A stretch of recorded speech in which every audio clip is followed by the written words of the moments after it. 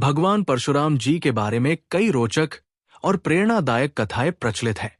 यहाँ एक कहानी लुंग मिट्टी की हांडी से जुड़ी हुई है, जो परशुराम जी के धैर्य, तपस्या और शक्ति को दर्शाती है। भगवान परशुराम और लुंग हांडी। एक समय की बात है जब भगवान विष्णु के छठे अवतार परशुराम जी कठिन तपस्या कर रहे थे। वे माता पिता की सेवा और ब्रह्मचर्य का पालन करते हुए अपने तपोबल को बढ़ा रहे थे। उनके पिता महर्षि जमदग्नि अपने आश्रम में साधना करते थे और उनकी माता रेणुका अत्यंत पतिव्रता और सेवा भावी थी। रेणुका जी प्रतिदिन नदी से जल भरकर लाती और मिट्टी की एक हांडी, जिसे लुंग हांडी भी कहा जाता है, में रखा करती। उनकी तपस्या और सतीत्व का प्रभाव इतना था कि वो हांडी बिना किसी सहारे के स्वतः ही टिकी रहती और कभी गिरती नहीं थी।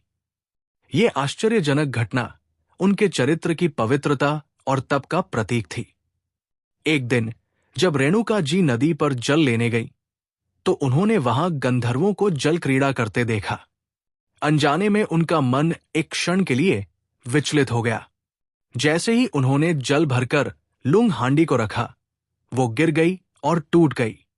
ये संकेत था कि उनका तप भंग हो गया है।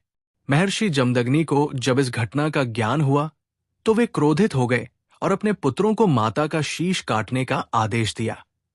लेकिन सभी पुत्रों ने ये आदेश मानने से इनकार कर दिया।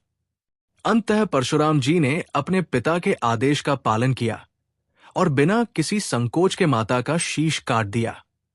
महर्षि जमदग्नि उनके इस बलिदान और आज्ञाकारिता से प्रसन्न हुए और वरदान मांगने को कहा। परशुराम जी ने अपनी माता को पुनः जीवित करने का वरदान मांगा। उनके तप और